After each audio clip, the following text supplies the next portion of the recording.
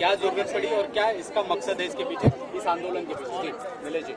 आंदोलन इस चीज का है कि जो गैर कानूनी तरीके से लोगों के अधिकारों का हनन किया जा रहा है, कुछ भी बेतुका रूल लाए जा रहे हैं कि आप वैक्सीन नहीं लोगे तो आपका राशन बंद, आप ये नहीं वैक्सीन नहीं लोगे तो आपको लोकल इसमें एंट्री नहीं।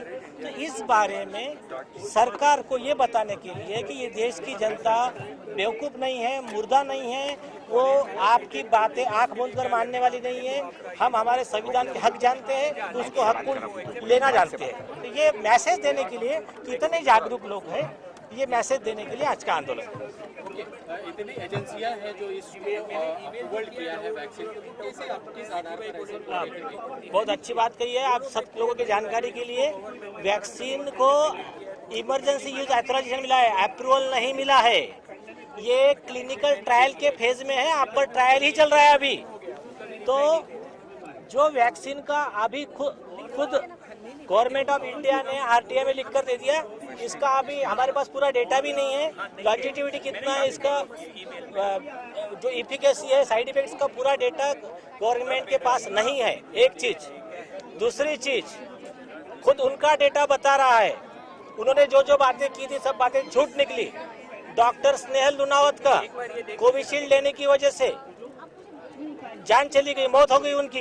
और गवर्नमेंट ऑफ इंडिया के AEFI कमेटी ने माना है कि ये मौत कोविशील्ड के साइड इफेक्ट से हुई है। तो इनके जो क्लेम थे, जो VG Somani drug control general of India, उन्होंने कहा था वैक्सीन 110% सुरक्षित है, तो इनका क्लेम झूठा साबित हो गया है। दूसरी चीज, ऐसे कई लोगों की जाने गई है, हमारे जान पहचान के लोग हैं, उसके बाद में जाने तो अलग चीज हो गई, इतने साइड इफेक्ट्स हो रहे, कोई अंधा हो गया, कोई बहरा हो गया, हार्ट इन्फ्लेमेशन बढ़ गया है। 18 यूरोपियन कंट्री ने कोविशील्ड को बैन किया है, क्योंकि वहाँ के लोगों को, वहाँ की सरकार को उनके जान की कीमत थोड़ा लगती है। इंडिया की सरकार को लगता है इंडिया में लोगों की जान की कीमत कचरा है। तो यहाँ कई मौतें होने के बाद भी कोई नियम लाए नहीं गए। एक ही कार्यक्रम चल रहा है कि कैसा भी करो हर व्यक्ति को वैक्सीन दो।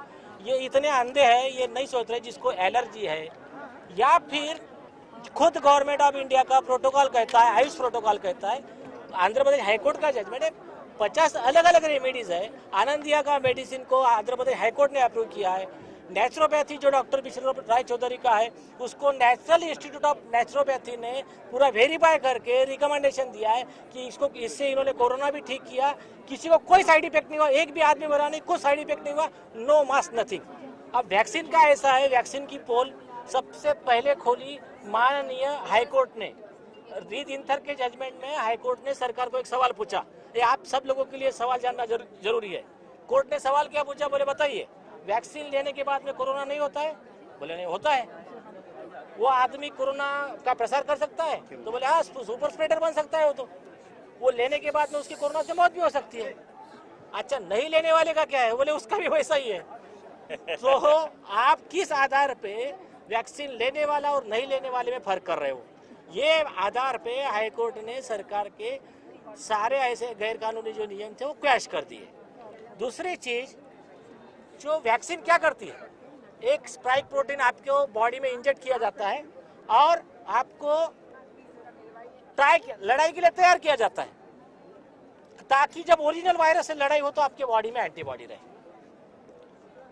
आप गौर कीजिए, एक आपने गली में मैच खेल लिया और बाद में जाके सीधा ऑस्ट्रेलिया की टीम से भिड़ गए, तो वो ऑस्ट्रेलिया का फास्ट बॉलर जब बॉलिंग करेगा आपको आउट भी कर देगा, मुंह भी फोड़ देगा आपका।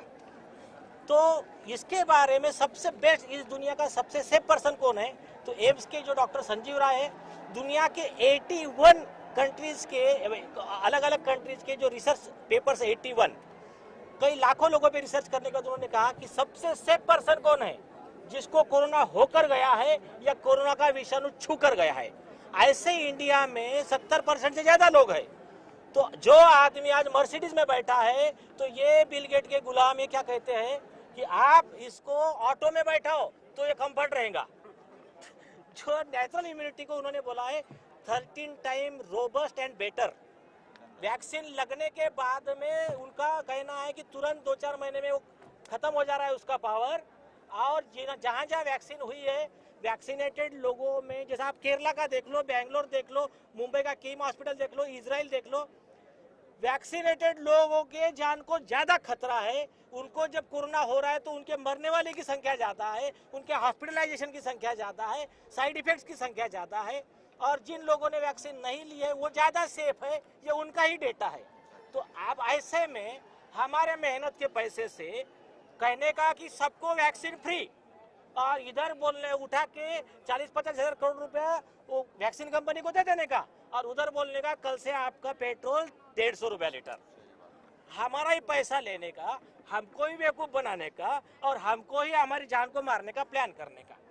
तो ये इनका षड्यंत्र चल रहा है। इस सबके खिलाफ में ये आंदोलन है, ये जन जागृति का ये अभियान है। चलिए पहले वैक्सीन 20 रुपए में कुछ दे रहे अपील करना चाहेंगे जो लोग बचे हुए अभी तक नहीं लिए हैं। 120 करोड़ लोगों ने अभी तक ले लिया, जीवन एक आज दो का ले डेटा लिया है। और जो बचे हुए लोग हैं वो क्या लेना चाहिए नहीं लेना चाहिए?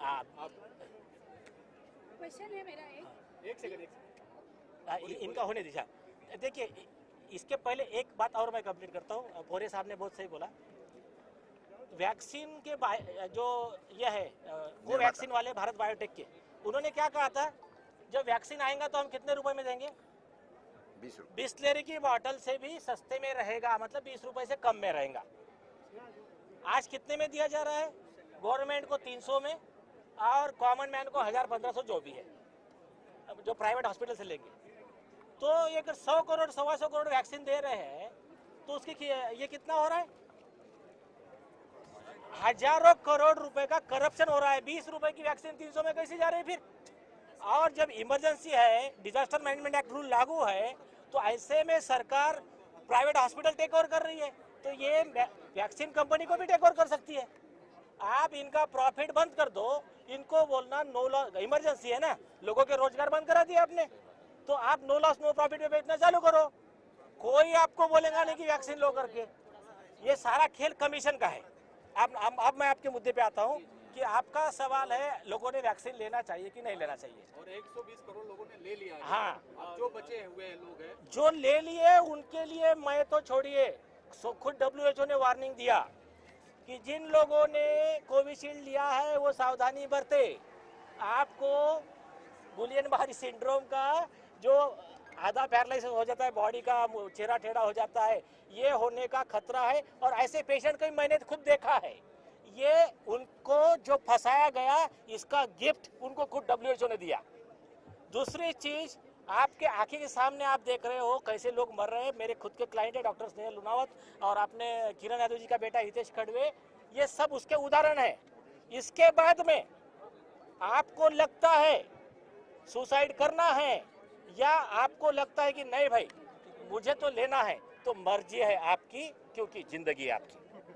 और अगर जिन्होंने ले लिया है उनको हम लोग न्यूट्रल कर सकते हैं। हमारे देश में ऐसी पैथियां हैं, डिटॉक्स। हमारी उसका डिटॉक्सिफिकेशन किया जा सकता है, उनके बॉडी से उसको वो जो वैक्सीन ले लिया उसका जहर निकाला जा सकता है। तो आप वो लोग हम लोगों से कांटेक्ट करें। हमारे पास में ऐसी डॉक्टरों की टीम है जो उनके डिटॉक्सिफिकेशन का काम भी करेंगी। ये एम और हमारी संस्थाएं, स्वदेशी भारत आंदोलन जैसी संस्थाएं जो है वो उनका डिटॉक्सिफिकेशन का काम करेंगी। तो आपके माध्यम से, आपके मीडिया के माध्यम से अगर वो हमसे संपर्क करते हैं तो हमारे सब तरफ नंबर्स है, उनको बोलिए कि हमसे संपर्क करें। प्रयत्न करें। और आपने एक चीज, आपने एक प्रश्न पूछा कि 10 करोड़ लोग के लिए हमारा क्या मैसेज है, तो मैं कहना चाहूंगा कि हमारे 130 करोड़ लोग के लिए मैसेज है कि ये 2 पे रुकने नहीं वाले। फ्यूचर में आपको तीसरा आएगा, चौथा आएगा, तो उसके लिए भी हम, इजराइल में हो रहा है, यूके में भी वैक्सीनेटेड का डेफिनेशन ही चेंज कर दिया कि जिन लोग ने अभी 3 लिए उनको ही फुल्ली वैक्सीनेटेड माना जाएगा।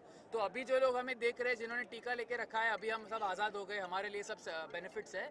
आपको कुछ महीने में फिर से तीसरा लेना पड़ेगा, और अगर आप वो नहीं लोगे तो आप हमारे साथ यहाँ पे anti vaccine next time protest में